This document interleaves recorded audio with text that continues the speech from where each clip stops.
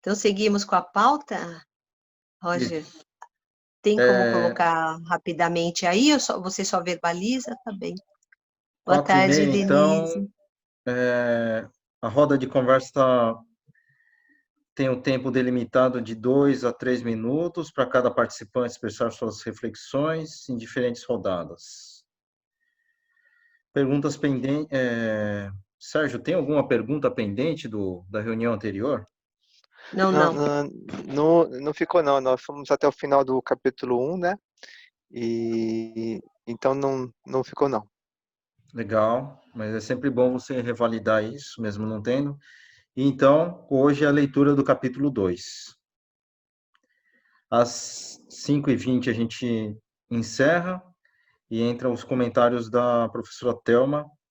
E 5h25, então, a gente faz o fechamento. Muito bom. Com os comentários finais. Exatamente. Vamos lá, então. Tem como colocar o texto, Roger, na tela, por Está favor? subindo. Dá para ver agora? Sim. Então, a gente pode pedir alguém que gostaria de ler o texto para a gente. A ideia é sempre começar lendo, né, o texto completo e depois os comentários. Quem gostaria de ler o texto? Por gentileza. Eu posso ler. Ótimo, obrigada. Quem é eu? Quem é? Eu, Denise. Denise Tá. de Cássia. Denise, tá bom. Tudo Obrigada, bom, Denise? Boa tarde Vamos lá. a Boa tarde. todos. Quando os seres sob o céu reconhecem o belo como belo, isso já se tornou um mal. E quando reconhecem o bem como bem, isso já não seria um bem. A existência e a inexistência geram-se uma pela outra. O difícil e o fácil completam-se um ao outro. O longo e o curto estabelecem-se um pelo outro. O alto e o baixo medem-se um pelo outro. O som e o tom são juntos um com o outro. O antes e o depois seguem-se um ao outro. Portanto, o homem sagrado realiza a obra pela não ação e pratica o ensinamento através da não palavra. Os 10.000 seres fazem, mas não para se realizarem. Iniciam a realização, mas não a possuem. Concluem a obra sem se apegarem. E justamente por realizarem sem apego, não passam. Obrigada, Denise. Agora a ideia é nós lermos o primeiro trecho da interpretação, o primeiro verso, né? E aí a interpretação, que é da página 33 até a 34, antes do segundo verso. E aí, após a leitura, a gente conversa, então, a respeito do que a gente leu, né? As nossas reflexões. Então, alguém pode fazer essa leitura? Página 33, primeiro verso, né? Eu que agradeço, viu, pela oportunidade de ler. Imagina, Denise, obrigada. Alguma voluntária, algum voluntário?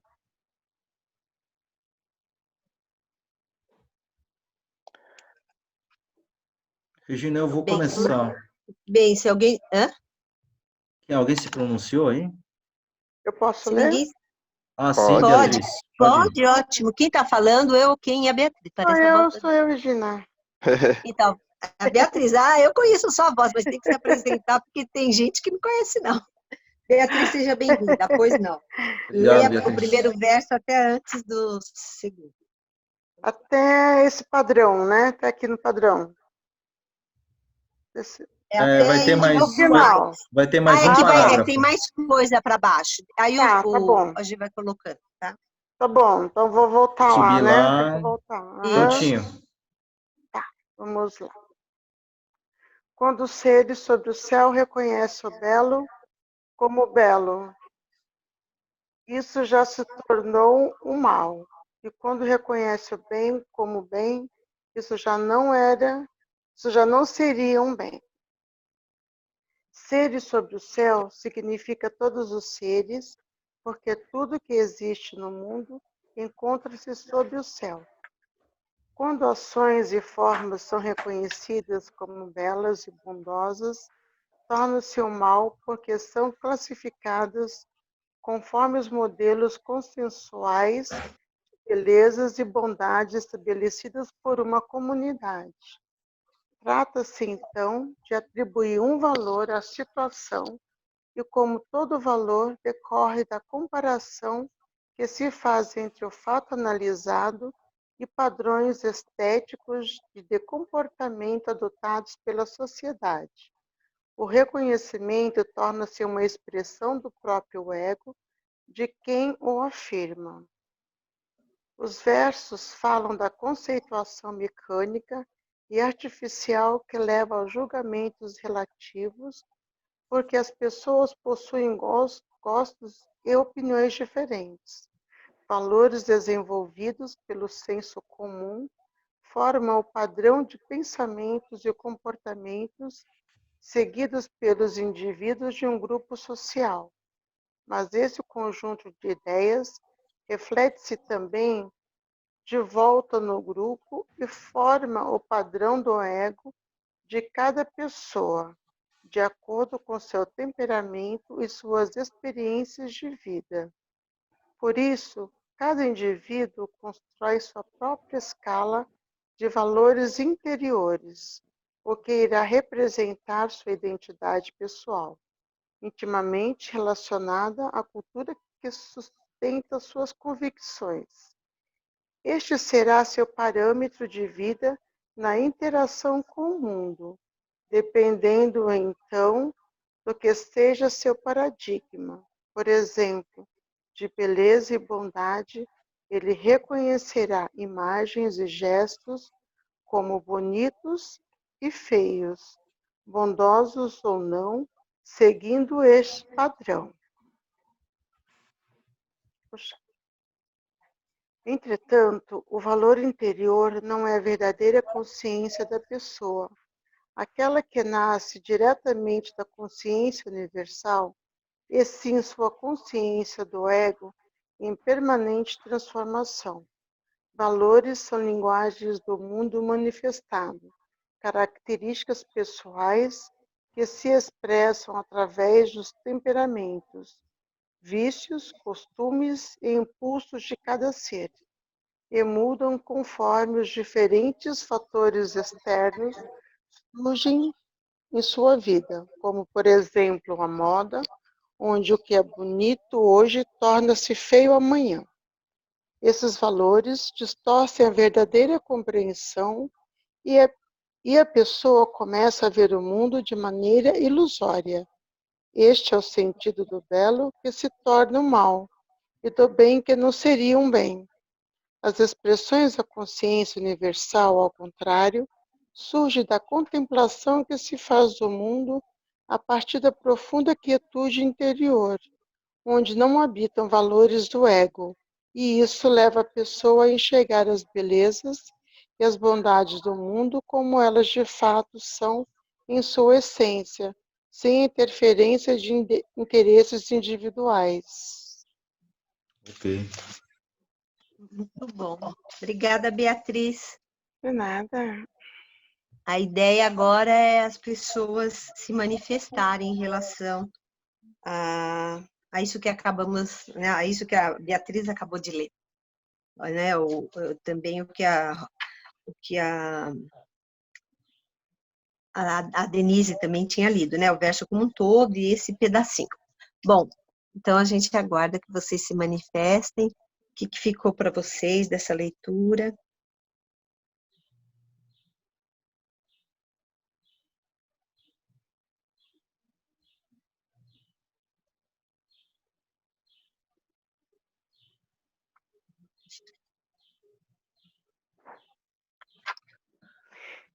Se a gente for levar aqui ao pé da letra, seria como seria aquele ação não ação, né? Porque você fala assim, quando os seres sobre o céu reconhecem o belo como belo, isso já se tornou um mal. E quando reconhece o bem como bem, isso já não seria um bem. Comparando A mesma coisa quando a gente fala, fala que o tal é o caminho. A partir do momento que você fala que ele é um caminho, ele já deixa de ser, não é? Porque assim, se você fala que o belo é um belo, ele deixa de ser belo, porque você está descrevendo o que é belo. Porque assim, cada um tem uma visão do que é. Então, se você descreve, você está dando forma àquilo. Sendo que o que é ser belo? Não tem uma forma, porque não é uma coisa externa, é uma coisa interna. Então não tem forma, não tem, para mim, ao meu ver. Né? Então é uma coisa vai muito mais além do que aquilo que você vê exterior, é uma coisa interna. Né? Então, para mim, é uma coisa assim, vai muito mais além do que aquilo que você vê.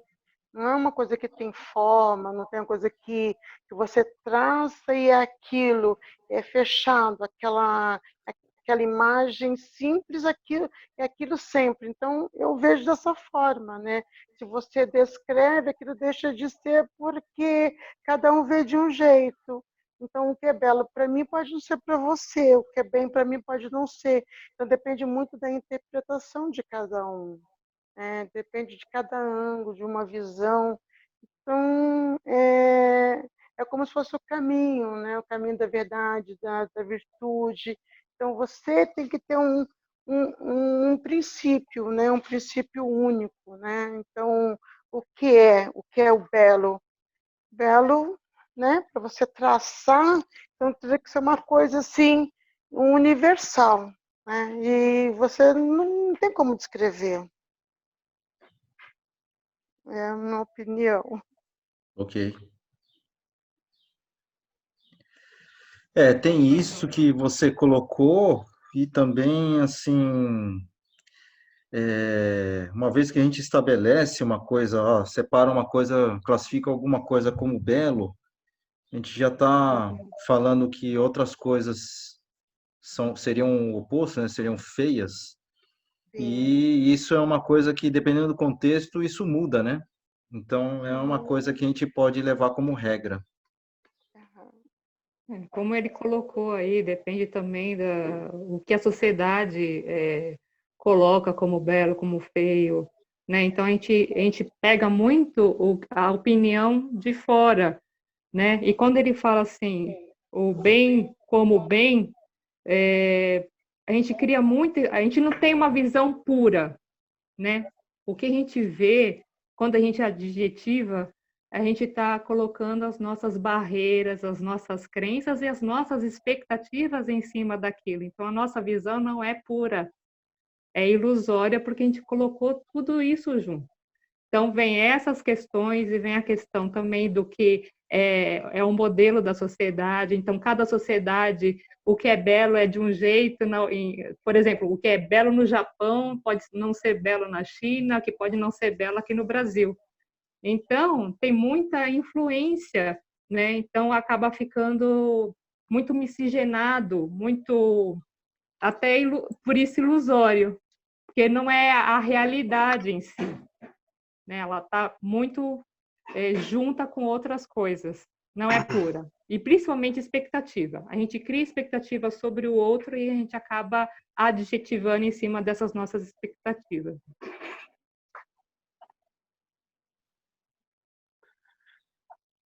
Aqui é quem está falando é o Sérgio, né? Opa, quem ia falar? Não, tudo Bom, bem, eu falo depois, tranquilo. tá certo, eu não vou falar muito. Também tem essa questão de eu caracterizar coisas que tá. Quando eu digo que uma coisa, como está no texto, é belo, né, já não é mais belo, é porque também o meu julgamento pode mudar, né? Assim como no texto também a gente está falando do aspecto da moda, né? Hoje o belo é belo, mas daqui a um tempo já não vai mais ser, né? Então também tem esse aspecto da constante mutação, né? Tudo Dos muda o objetos, tempo todo, né? tudo fica mudando. Aí se eu fecho que o belo é belo, parece que acabou, mas, né, na verdade as coisas mudam, as coisas fluem. Era só isso que eu queria acrescentar do que já foi dito, né? Isso. Eu também só vou dar um pouquinho de nome aos bois, mas é bem esse conteúdo mesmo, assim, eu também faço essa avaliação de que é esse conteúdo que vocês estão colocando, né? A impressão que eu tenho é que se a gente, é como se a gente deixasse de lado a possibilidade da existência do yin e do yang, né? Então, o que é belo e pronto, não tem o seu oposto, né? E o que é, como ele falou aqui, o que é bem, pronto, né? Não, e as coisas todas, né? Se tem o belo, tem o feio também, né? Além de que vocês estão falando dessa questão da mutação, que é ligado a esse princípio aí da filosofia taoísta, né? Do yin e do yang. E também lembrar que quem faz esse julgamento é o nosso ego, né? E o nosso ego, ele é muito limitado nesse mundo dual, né? Limitado a esse mundo dual. E então, quando a gente fixa, né, alguma coisa, e quando a gente traça esse limite através do ego, a gente está perdendo a possibilidade de entrar em comunhão com a naturalidade, né, com o mais amplo, com o vazio. E então acho que acho que tomar esses cuidados, assim, né? Acho que um pouco é isso. Eu queria também falar. Só completando mesmo, né? Pessoal, boa tarde. Oi, Luli. Seja Tudo bom? bem-vinda. Obrigada, Boa Regina. tarde. Regina, eu queria adicionar na sua fala a questão eu estou em defesa, vamos dizer assim, do ego. Só para contrapor uma afirmação que eu acho que o ego é sempre, como é que se diz, banalizado, não. O ego é sempre o vilão da história, né? E você, como psicóloga, entende muito bem disso.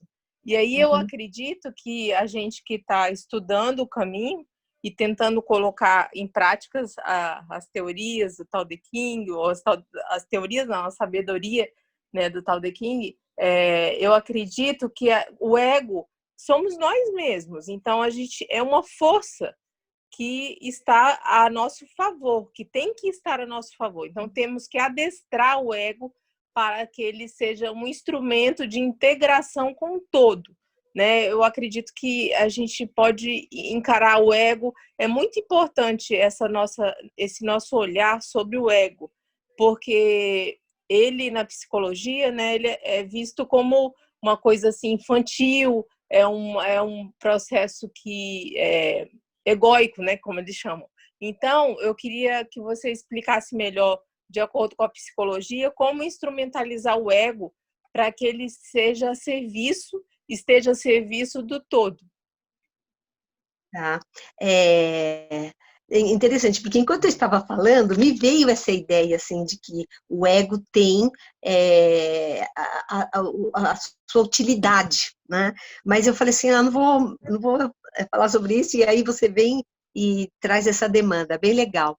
Então, eu não tenho certeza, né, se o ego que é utilizado aqui no taoísmo, especialmente no livro do mestre Shen, é o ego da psicologia, né? Então, e mesmo dentro da psicologia, quando se fala ego, existem diferentes pontos de vista de abordagem, né?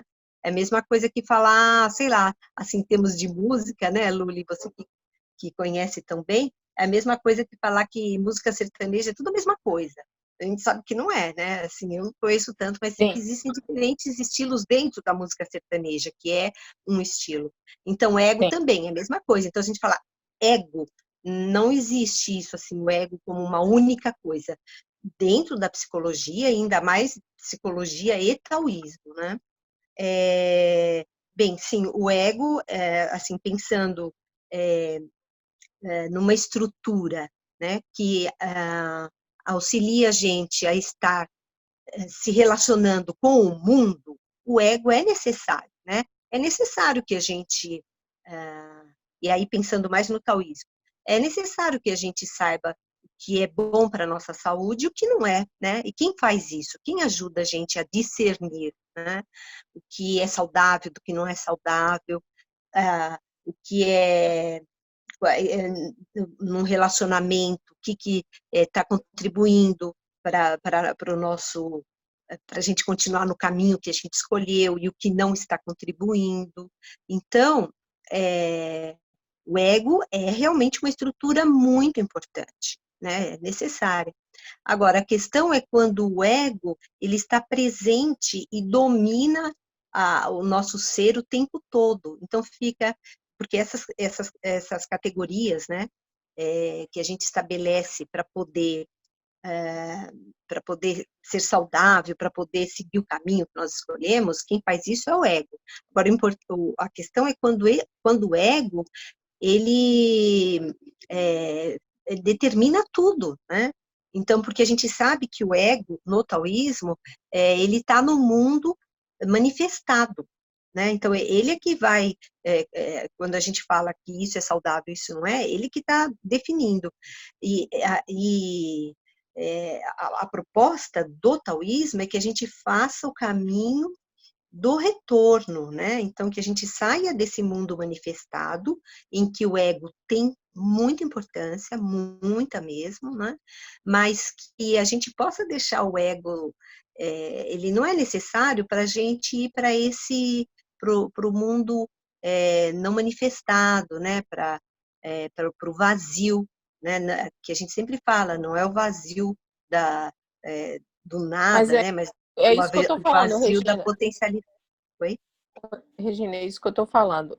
Você falou na sua fala que ele não é necessário para ir para este mundo do invisível. Eu acredito que ele seja necessário, porque ele tem que estar integrado na nossa persona, como um todo, a serviço do todo, a serviço do tal. Porque, assim, o id, o ego e o superego, né, que são 3 vozes da nossa consciência, né, e são processos psicológicos importantes para serem definidos. Não são, o ego não é a única voz.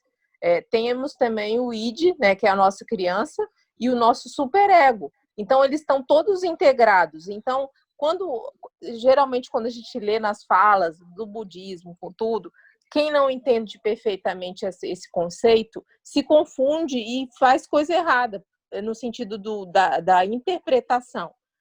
Não é interpretação literal. Eu acredito que seja uma integração da nossa persona a serviço do tal, né? Você se colocar à disposição no coração de forma afetiva a entrega. Então, a partir daí, desse ponto, você pode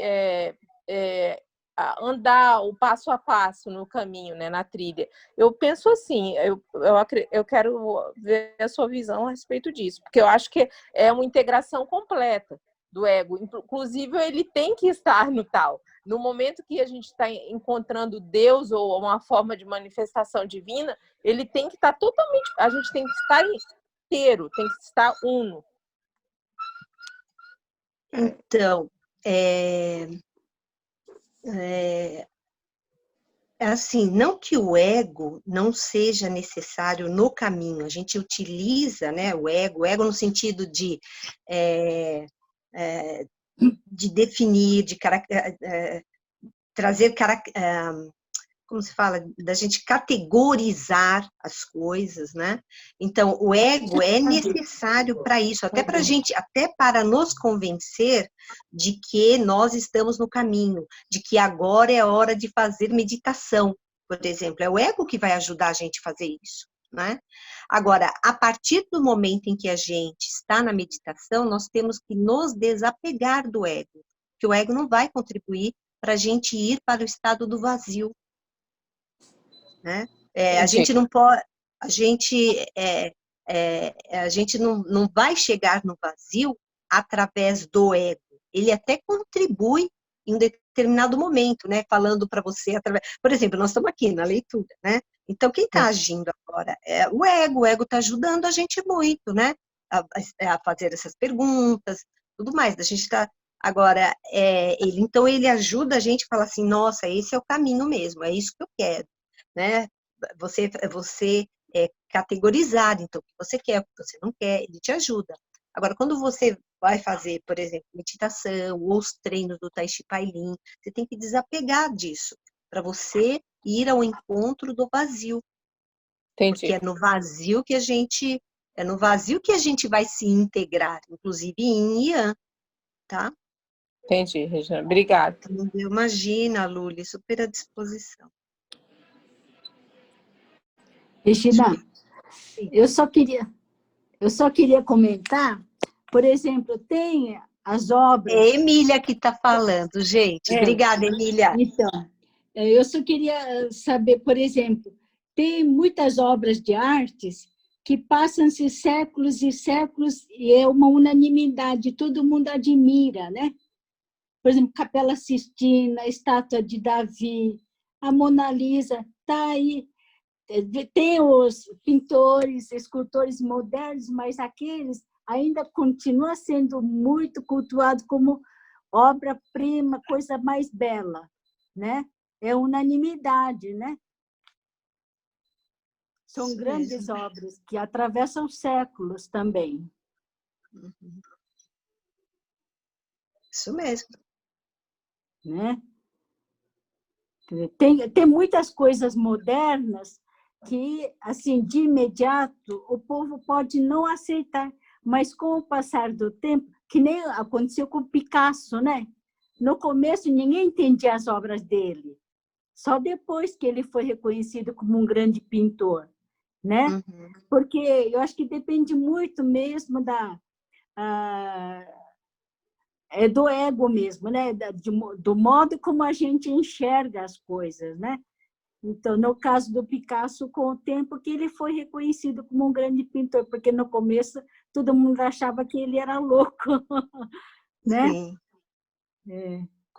Colocavam ele nessa categoria, né, de louco. E aí, né?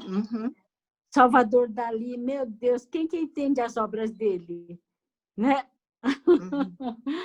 Então, tem essas coisas também. Talvez a gente até possa pensar também que essas obras que permanecem por um longo tempo, né?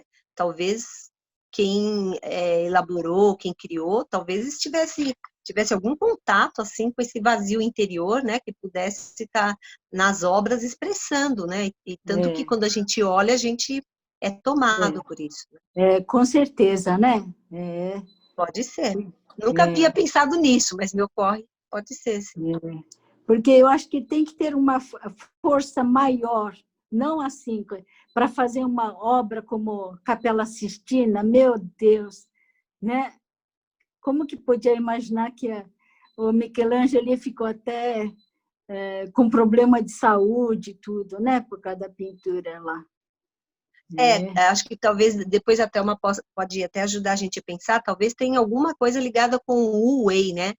Que é a não ação, talvez, não sei. Não sei. Da não intenção, mas eu não sei. Isso aí é assim, chutômetro, né? Especulação. Não sei se tem a ver com isso. Pode ser até pode ajudar a gente a pensar alguma coisa em relação a isso. Né? Muito bom, obrigada, Emília. Tem mais alguma coisa dessa parte ou será que a gente pode começar a ler o segundo verso? O que vocês acham?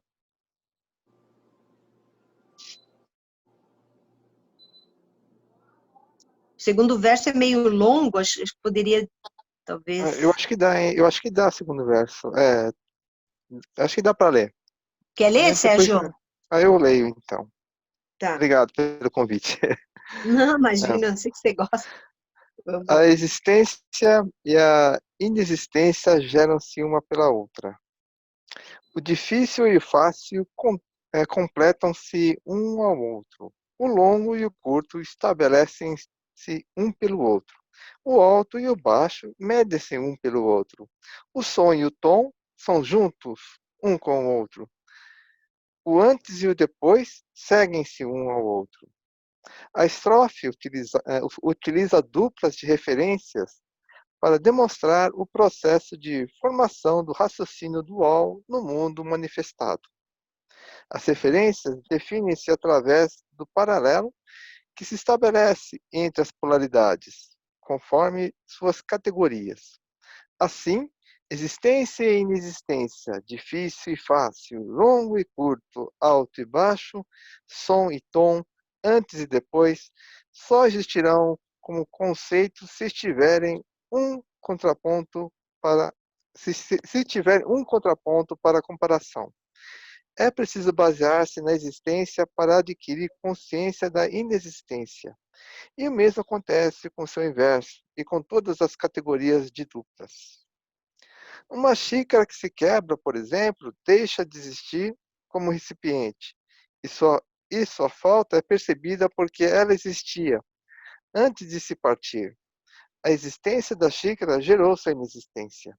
O contrário também acontece. A partir da inexistência de uma ideia surge a inspiração e se chega repentinamente à solução de um problema, à composição de uma música e à invenção ou criação de uma obra de arte. A imaginação nasceu da inexistência. Então, a inexistência gera a existência. É, tá. Difícil e fácil são complementos um do outro porque juntos totalizam a gama de classificação dos desafios que os seres enfrentam no mundo. Uma tarefa é considerada fácil ou difícil quando confrontada com outra que se demanda mais ou menos tempo, dedicação e concentração para ser resolvido pelo mesmo grupo que aceitou o desafio. O longo e curto e o alto e o baixo precisam das referências de valores um do outro para se estabelecerem, como qualidades das medidas de existência, extensão e altura. O som e o tom também dependem um do outro, porque o tom é a graduação do som. Não se consegue ouvir um som que não tenha um tom, como não se consegue ouvir um tom sem o acompanhamento de um som. E o antes e depois segue-se um ao outro, porque no mundo manifestado, todas as existências estão em permanente mutação. Assim, o que agora pode ser compreendido como depois será o antes do que virá em seguida. Todo esse encadeamento de ideias demonstra que elas não existem como valores absolutos, mas como conceitos comparativos, que serão sempre relativos, temporários, mutáveis e impermanentes. Portanto, valores do ego. Criar as referências e defini-las na relação uma com as outras é um gesto próprio do mundo atual, onde conceitos validam outros conceitos e juntos geram padrões que servem como guias de comportamento para a sobrevivência e a convivência pacífica dos seres humanos no mundo manifestado. Para classificar uma pessoa, um objeto, um fato ou uma ação como existente e não existente, difícil e fácil, longo e curto, alto e baixo, som e tom, antes e depois, é preciso haver parâmetros de existência, de dificuldade, de distância, de extensão, de altura, sonoridade e de intervalo entre os acontecimentos. Mas parâmetros são valores que não têm reais significados por si mesmos.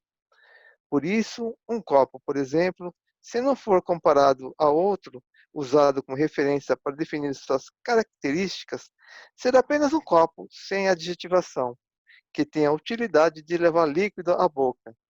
Nem alto nem baixo, nem feio nem bonito, apenas um copo. Adjetivar um objeto é atribuir-lhe qualidade em função de outro objeto da mesma categoria. O valor de um estará sempre baseado no valor do outro. Este, portanto, não seria um valor ilusório, baseado em outro valor ilusório? No entanto, se parâmetros que qualificam objetos e pessoas não forem utilizados para fazer o reconhecimento de uma situação, os objetos contemplados terão a oportunidade de serem reconhecidos como realmente são, dentro do contexto em que se encontrem. Alto e baixo continuarão tendo a mesma altura de antes, o feio e o bonito a mesma aparência de antes, mas sem as adjetivações de alto e baixo, alto ou baixo, bonito ou feio, apenas pessoas ou objetos, com todas as suas virtudes e utilidades individuais.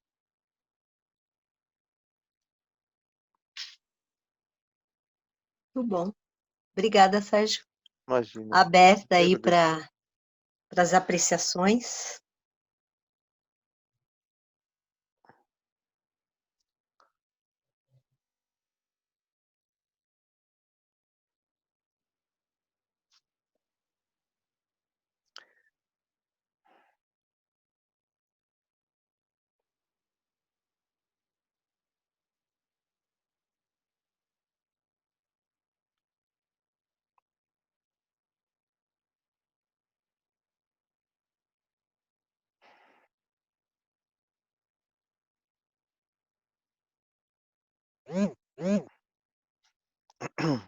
Oi, só pegando o gancho da Emília que falou do quadro, né?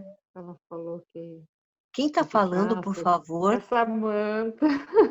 Ah, Samanta, que agora não está aparecendo esse rostinho, Ah, tá bom. é, agora apareceu, né? E ainda não conheço É, muito a sua voz, daqui a pouco já vou. Mas acho legal, sabe, a gente falar o nome, né? Eu mesma não falei o meu, desculpa. esqueci. Mas é legal porque a gente vai se constituindo enquanto grupo, né? As pessoas vão tendo as referências. Desculpa, Samanta, que eu cortei você. Imagina, não tem problema. Então, só pegando o gancho da Emília que falou dos quadros, né? Que são apreciados. Mas aí me veio uma coisa na cabeça. Hoje são apreciados, ela mesma falou que na época, quando eles eram contemporâneos, eles não eram apreciados, né? Aí vem aquela mesma ideia na minha mente. Não eram apreciados porque uma maioria não apreciava. E a gente tende não, a gente tende a admirar as coisas não por nós, né? Mas porque alguém da elite admirou, algum comentarista admirou, a maioria gosta, então eu passo a gostar. Talvez o que acontece com os artistas seja isso. Isso tem a ver com a questão da adjetivação e, portanto, da comparação entre as coisas. Quando eu começo a comparar, né, uma obra com a outra, eu acabo adjetivando se é belo ou feio. Eu não vejo a obra em si, eu parto por comparação. Né? Então, talvez por isso, quando eles eram contemporâneos, talvez não tivessem sido admirados, porque geralmente essas pessoas elas vêm trazem um novo modo de ser. É que nem o modo que o Sérgio falou.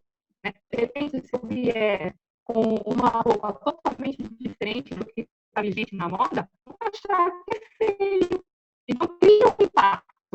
Né? Então, a nossa comparação, a nossa adjetivação está muito ligada ao que o modus operandi da sociedade, é a sociedade, o que a maioria das pessoas pensam, né? E não em si do que a gente realmente pensa e do que realmente a gente gostaria e o que a gente acha que é. Né? Só para fazer essa ponte aqui que falou do copo, se não tiver nenhum copo, não tem como comparar se o copo é grande, se é pequeno, se é feio, se é bonito. Ele é copo. Em si, o que ele serve? Para ter um líquido e levá-lo à minha boca para satisfazer a minha necessidade do líquido para colocar nele. Né? Então, quando eu não tenho comparação, eu tenho a função da coisa. Né? Então, eu não tenho essa questão de adjetivar se é belo, se é feio, se é bom, se é ruim. Basicamente isso. Obrigada.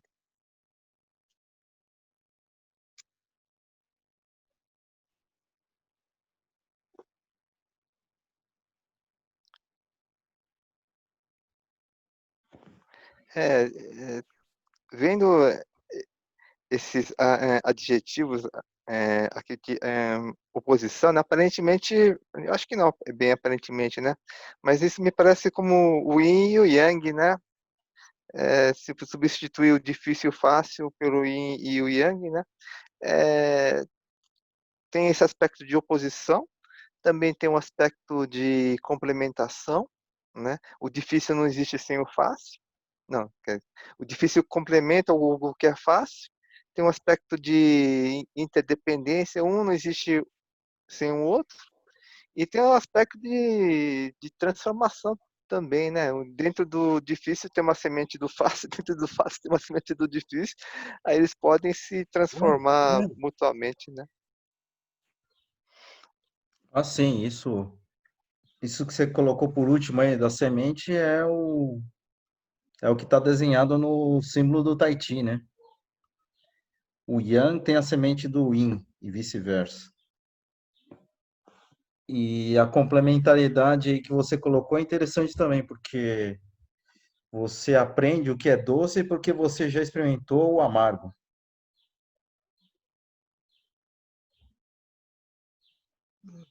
Isso, sim. Você, digamos assim, a gente valoriza o bem-estar porque a gente já experimentou a dor, vamos falar assim.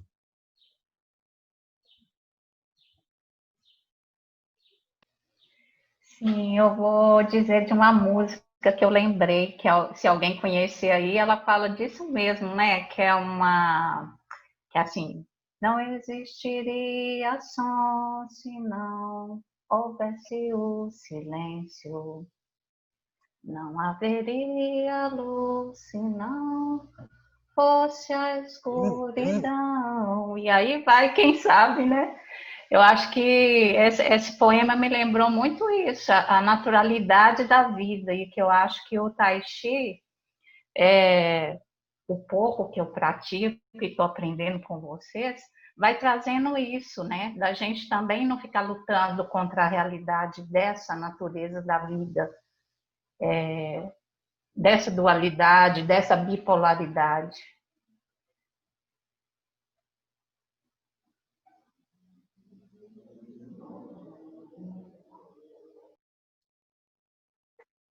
Muito, Isso, assim, eu acrescentaria que quando a gente faz o Tai Chi e os Qigong de uma maneira geral, acredito, né, não posso falar pelas outras linhagens, mas pensando aí no Tai Chi Pai Lin, a nossa busca é da união do Yin com o Yang, né, e é isso que vai trazer o equilíbrio.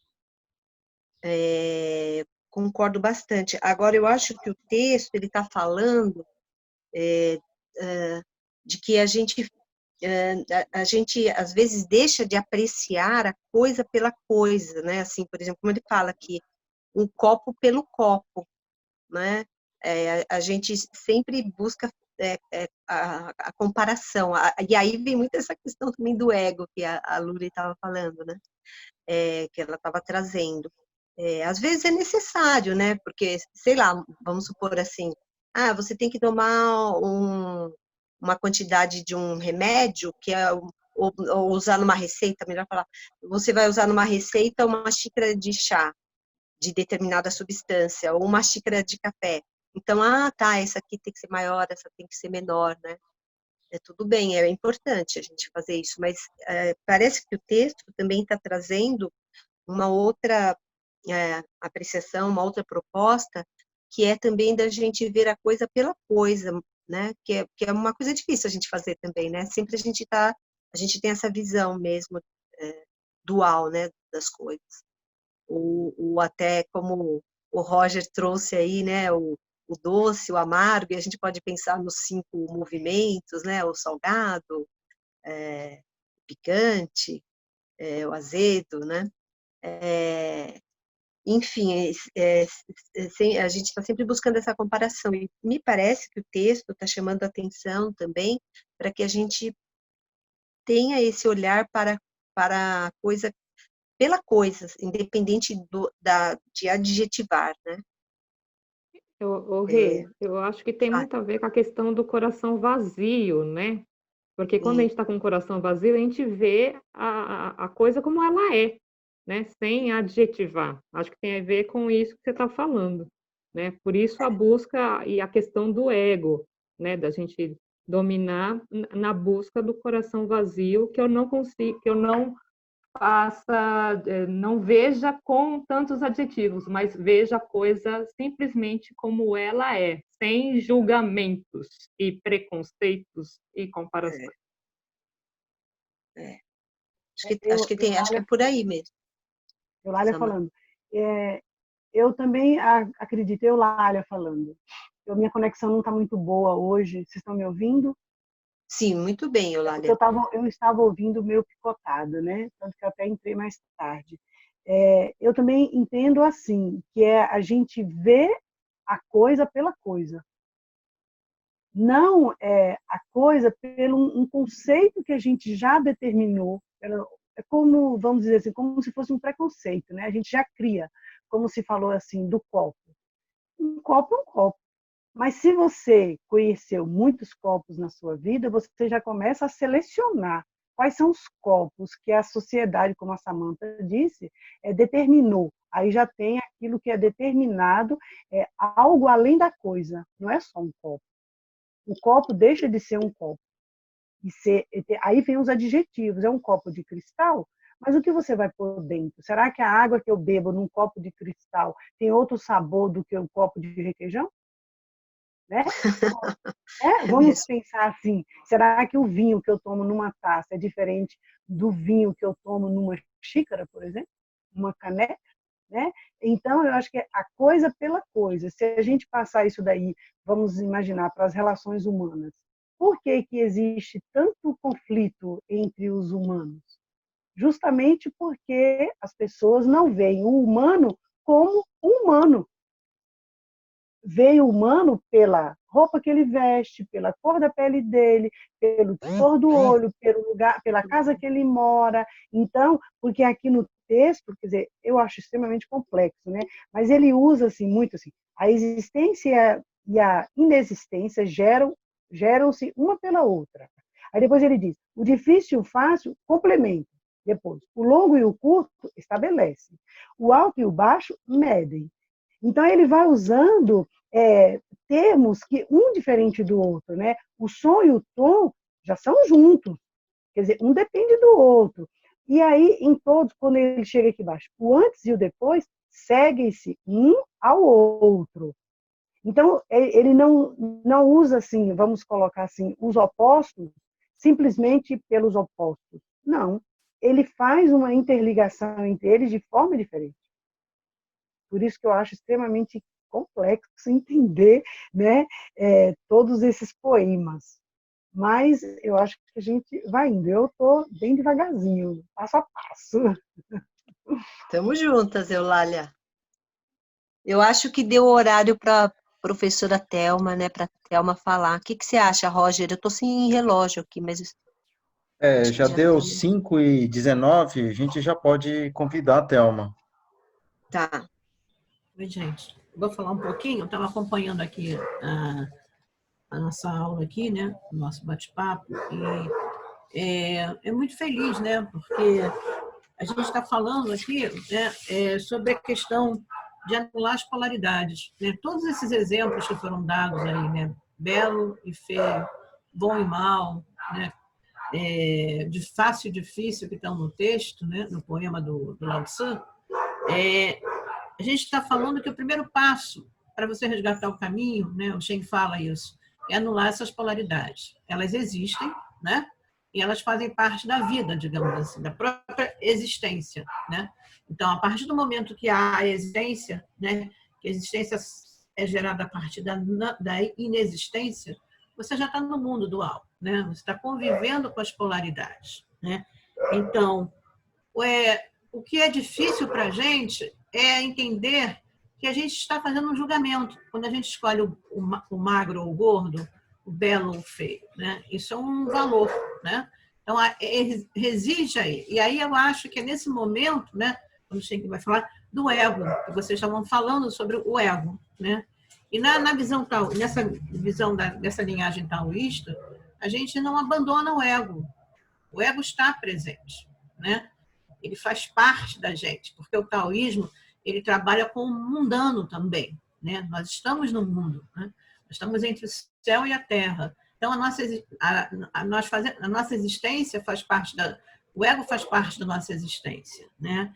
Mas o conceito que se tem é de destilação desse ego. Então a gente sabe que ele existe, né? E que ele se manifesta, ele está presente, mas nós devemos destilá-lo no sentido do lugar que ele deve ocupar. Então, o Cheng fala muito durante o momento da meditação, é um momento muito oportuno, né? Quando a gente entra em quietude, né? Entra no silêncio, esse é o momento apropriado para a gente destilar o ego. E como é que seria isso, né? Cessar os pensamentos que são constantes, né? Entrar em quietude. Então, a gente percebe o ego, sabe que ele existe, né?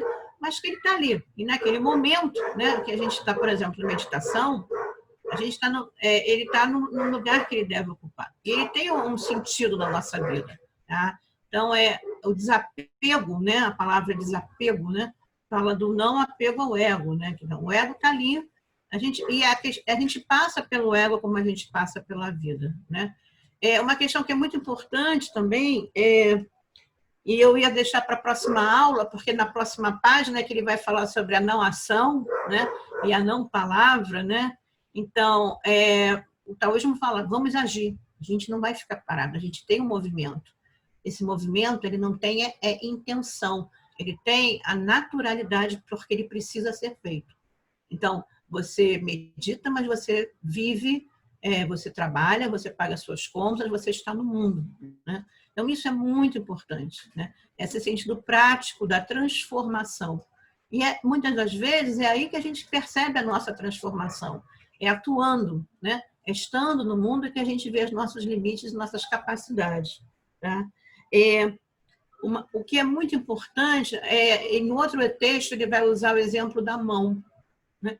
Quando a gente julga, a gente escolhe o belo e deixa de lado o feio, a gente está fazendo uma escolha. Né? E essa escolha, ela é pessoal, mas ela é ilusória, porque ela fala da sua consciência. Né?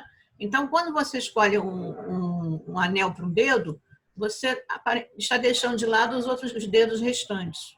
Então, é nesse sentido que ele coloca essas dualidades aqui, né?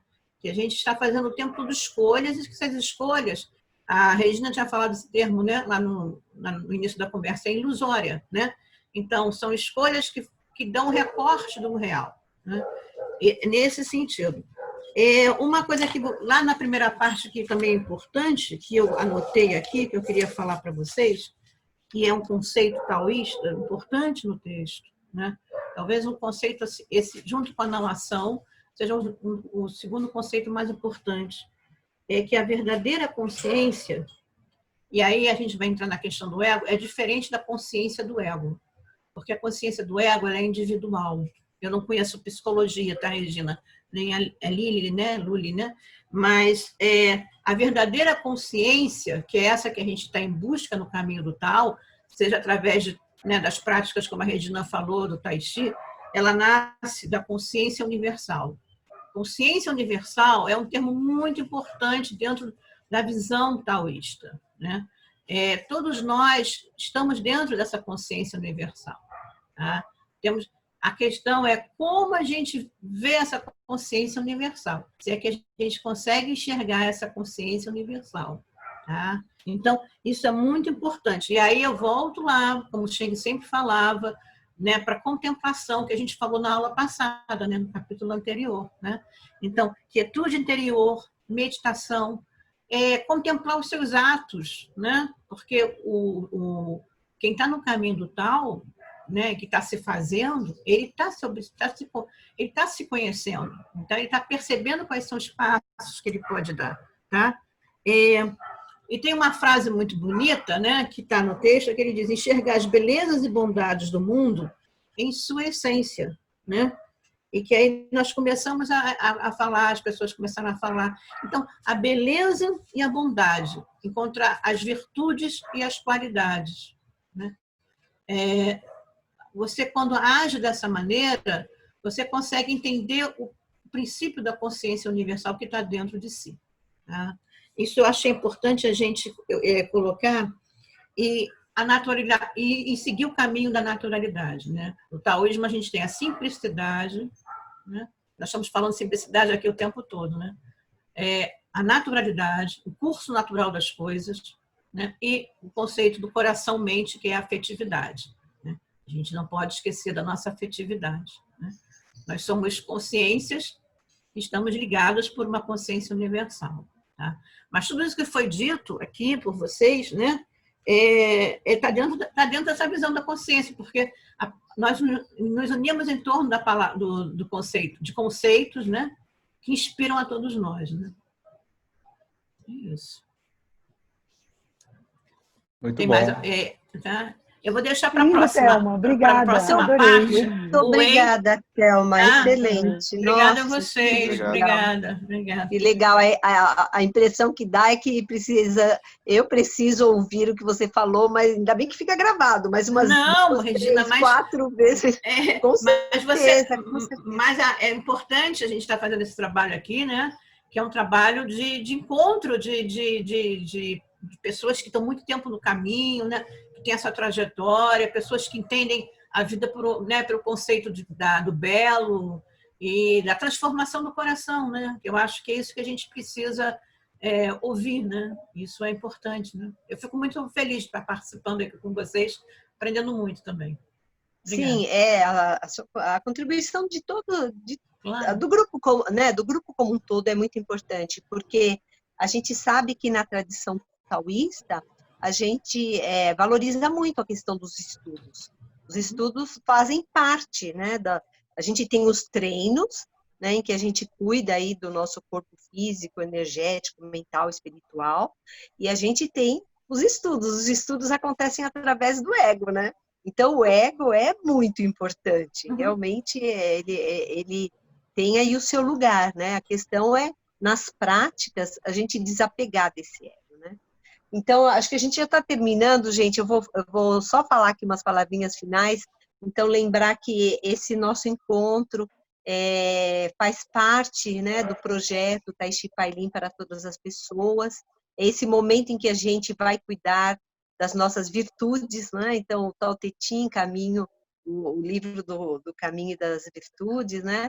Então, é importantíssimo quem está escolhendo esse caminho fazer essa reflexão, como a Thelma falou, né, sobre as nossas virtudes, e aí esse nosso grupo de estudo é um recurso, uma ferramenta bastante importante para isso, né? E nós, então, ainda vamos ter mais um encontro esse ano, né, que vai ser a semana que vem, e depois a gente vai entrar em férias e voltar em fevereiro, tá bom? Só lembrando aí para vocês. A gente agradece muito, muito a presença de todas e de todos, a participação, né, e especialmente da Thelma, que faz o fechamento. É muito importante essa costura para a gente, muito importante mesmo. E agradecer o Roger, o Sérgio, né, que participam da equipe da coordenação. E é isso, gente. Muito obrigada. Bom domingo para vocês. Boa semana. Estaremos aqui na semana que vem, 4h30, 5h30. Obrigada, gente. Obrigado a todo mundo. Obrigada a todos. Obrigada e bom final de Obrigada, semana. Thelma. Vamos ver.